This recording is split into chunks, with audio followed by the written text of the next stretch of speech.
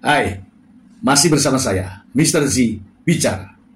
Tentu saja bicara tentang kebenaran berdasarkan fakta, data, dan realita. Teman-teman, agenda sidang lanjutan kasus yang dihadapi oleh Nikita Mirzani terkait dengan tindak pidana pemerasan dan pencucian uang.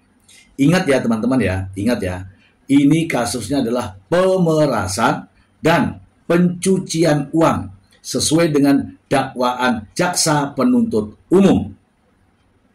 Bukan pencemaran, bukan pencemaran sebagaimana yang disampaikan oleh pengacara Nikita Mirzani, Fahmi Bahmid. Bukan, itu salah, ya. Bukan pencemaran nama baik. Jangan diikuti. Nanti teman-teman tersesat. Oke ya. Sekali lagi saya sampaikan bahwa ini dakwaannya adalah pemerasan dan tindak pidana pencucian uang. Ini yang didakwakan oleh jaksa penuntut umum. Teman-teman, seperti teman-teman ketahui bahwa sidang telah berlangsung beberapa kali dan hampir di setiap sidang selalu ada drama. Ya, kericuhan seperti nunjuk-nunjuk, ngatain menye-menye, ya kan, kemudian ngatain jaksa berat badan, kemudian banyak hal di situ ya, minta izin sakit setelah diberi izin, ya kan, setelah diberi izin ternyata tidak mau, ya, ini dilakukan terdakwa. Kemudian katanya kesaksian dokter Samira jangan dipotong-potong, jaksa harus netral dan sebagainya. Itu semua adalah membuat seolah-olah ya terkesan didramatisir atau dikonsep sedemikian rupa. Kenapa? Karena begini teman-teman, masing-masing pihak dalam persidangan ini memiliki kapasitas dan perannya masing-masing. Ya kan? Jaksa penuntut umum jelas memiliki peran untuk membuktikan dakwaannya, ya kan? Kemudian penasihat hukum memiliki peran untuk bagaimana membela kliennya terdakwa. Ya kan? Ingat ya, terdakwanya ini bukan hanya Nikita, ada Mail juga dalam kasus yang sama. Kalau sidang Mail damai dan Mail mengakui semua itu atas perintah terdakwa. Ya kan? Kemudian hakim punya peran dan kapasitas yang mengkontrol agar sidang ini berjalan dengan lancar dan kondusif. Tidak ada ya masing-masing pihak ini untuk memonopoli, tidak ada. Ya. Hakim pasti akan memberikan kesempatan yang sama kepada jaksa penuntut umum dan juga pada penasihat hukum. Clear di sini. Tidak usah lagi didramatisir.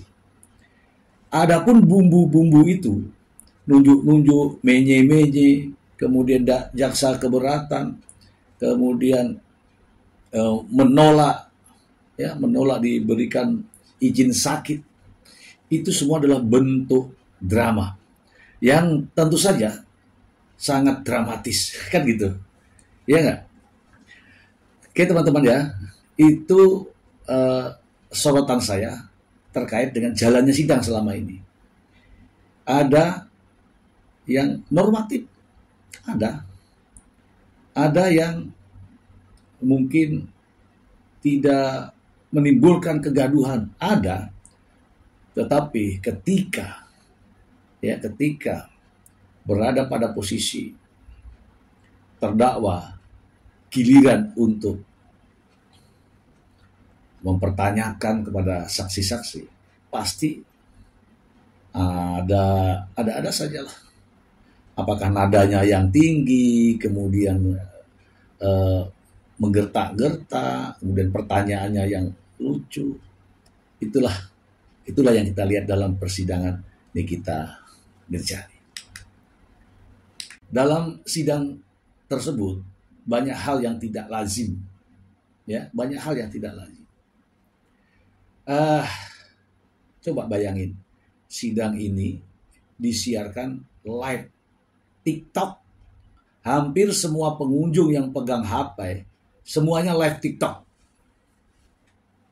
Ya kan? Bukan media-media yang memiliki izin, tapi perorangan pun live TikTok. Bahkan suara-suara apapun itu terdengar di situ, di live TikTok itu. Ya, ini nggak kondusif lah di sini. Saya berharap untuk kedepannya ini tidak ada lagi yang live TikTok di dalam ruang sidang, karena ini justru menimbulkan menimbulkan semangat daripada terdakwa. Ini makna semangat ya, untuk membuat skema kericuhan. Banyak hal ya, mumpung disorot kamera, mungkin. Jadi ada peran live TikTok ini, kamera-kamera ini yang membuat tanda kutip semangat terdakwa untuk melakukan aksinya, ya, melakukan dramanya, karena banyak kamera. Ini pendapat saya.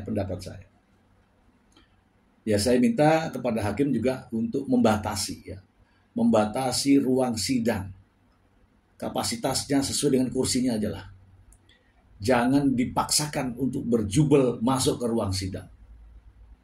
Ini tidak kondusif.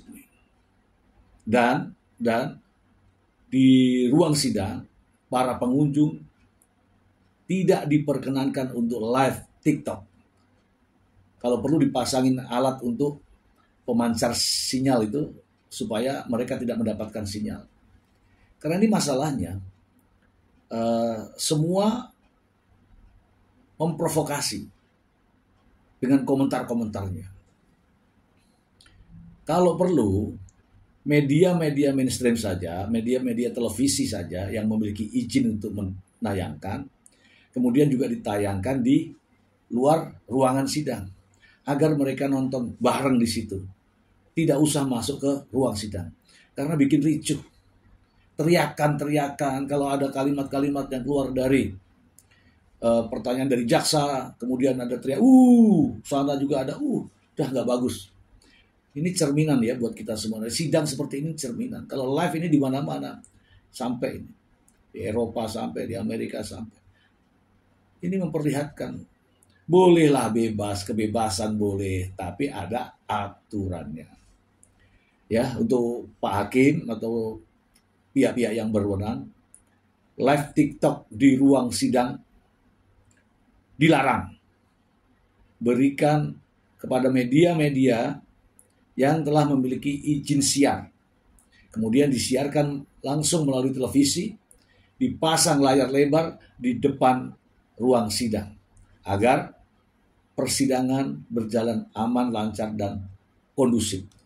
Tidak seperti kemarin-kemarin. Ya, setidak-tidaknya ruang sidang itu steril. Saya melihat sidang itu semua nih, handphone semua berjejer di depan majelis hakim itu. Kemudian masing-masing pada komentar. Dan itu sangat tidak bagus. Pada hakim untuk tidak mengizinkan lagi sidang dengan live TikTok. Ada pihak-pihak lain yang memanfaatkan terkait dengan tayangan. Ada jaksa direkam, ada hakim tidur direkam. Katanya nih, ada perilaku terdakwa terekam di situ. Dan itu live. Itu saja ya, saya minta Pak Hakim untuk memberikan perhatian ini. Tidak ada lagi live TikTok di ruang sidang. Teman-teman, ini sidang sudah memasuki tahapan pembuktian dengan pemanggilan saksi-saksi fakta yang dilakukan oleh jaksa penuntut umum. Jaksa penuntut umum tugasnya adalah membuktikan apa yang sudah didakwakan terhadap terdakwa Nikita Mirzani. Pertanyaan-pertanyaan sudah terjawab, mulai dari awal mula peristiwa hingga pada akhirnya adalah terjadi perpindahan uang dan membelanjakan uang tersebut. Nah, sidang jelas ya menunjukkan jaksa dalam bertanya mengarah pada pokok perkara, yaitu adanya pemerasan dan tindak pidana pencucian uang. Sementara pengacara atau tim dari Nikita Mirzani masih terus menggali, membahas mengenai produk skincare. Artinya apa? Jaksa sudah berlari, mereka masih diam di tempat, menggali terus masalah produk. Teman-teman, untuk agenda sidang yang akan datang, dihadirkan selain dari Dr. Samira atau dokter detektif yang kita sudah dengar sebagian penjelasannya, dan kita juga bisa menyimpulkan apa lanjutan dari penjelasan dokter detektif ini. Pihak mau memihak kemana pun sudah kita bisa tebak. Tetapi jaksa sungguh cerdas karena dengan menggali pertanyaan ada yang diharapkan dari jawaban saksi fakta. Jaksa pun sudah menghadirkan pihak terkait dengan developer perumahan yang dibeli oleh Nikita Mirzani dan dibayar oleh hasil daripada uang Dr. Reza Gladys. Artinya apa? Jaksa sudah menghadirkan saksi terkait dengan tindak pidana pencucian uang. Oke. Jaksa, sekali lagi ya, jaksa sudah mempersiapkan diri untuk pertanyaan-pertanyaan terkait dengan tindak pidana pencucian uang. Sementara sang pengacara Nikita Mirzani ini setiap kali persidangan masih berkutat pada produk-produk skincare. Kehadiran saksi-saksi fakta ini jelas selain ingin digali jawabannya oleh jaksa penuntut umum, semua ini telah menggambarkan bahwa jaksa sudah memasuki ke dakwaan kumulatifnya, yaitu pasal 3 Undang-Undang Nomor 8 Tahun 2010 tentang tindak pidana pencucian uang. Hadirnya saksi yang notabene adalah orang rumah Nikita Mirzani yang rekeningnya digunakan untuk menampung uang dari orang lain, itu masuk pada kategori pencucian uang. Dan jaksa sudah memanggilnya. Tujuan jaksa memanggil orang rumah Nikita Mirzani adalah untuk meyakinkan hakim bahwa tindak pidana pencucian uang itu benar-benar terjadi. Selain membayarkan uang tersebut ke perumahan, juga ada contoh lain, yaitu penerimaan uang dari Sheila Saukia kepada Nikita Mirzani melalui nomor rekening orang rumah Nikita Mirzani. Artinya apa? Artinya adalah jaksa ingin meyakinkan hakim bahwa selain pemerasan, benar ada tindak pidana pencucian uang. Nah, bagaimana dengan pengacara Nikita Mirzani? Ya, kalau saya melihat faktanya, dalam setiap sidang masih berkutat pada produk dan produk.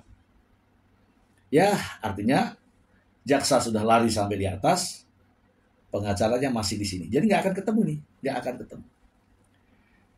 Selain saksi-saksi fakta yang sudah dijadwalkan ini, kemungkinan besar akan dihadirkan ahli-ahli terkait dengan masalah yang sedang dihadapi oleh Nikita Mirzani. Ahli apa saja kira-kira? Saya akan menjelaskan setelah yang satu ini. Kasus yang dihadapi oleh Nikita Mirzani ini sebenarnya sederhana. Tetapi karena melibatkan public figure yang memiliki latar belakang dengan berbagai huru-hara, sehingga menimbulkan begitu banyak perhatian. Kalau semuanya sadar bahwa jejak digital terdakwa, ya memang demikian. Tentu saja langsung dipahami. Oh ternyata. Tetapi anehnya karena begitu banyak pembelaan yang entah dari mana sumber dan dasarnya, mereka menganggap Nikita Mirzani sebagai seorang pahlawan. Sementara jejak digital membuktikan bahwa ini semua memang telah direncanakan oleh Nikita Mirzani. Silakan teman-teman semua melihat jejak digitalnya. Ketika diwawancarai oleh Kick Andy, ya, ketika sedang live, ketika sedang membuat postingan-postingan, silakan Anda simak baik-baik. Ini semua direncanakan. Dia memanfaatkan konflik untuk mendapatkan uang. Teman-teman semua, saya berbicara apa adanya. Ya, kalau teman-teman nyimak dan membandingkan dengan fakta-fakta yang ada, tentu saja memiliki nilai relevansi. Dari jejak digital, kemudian pada akhirnya masuk ke peradilan.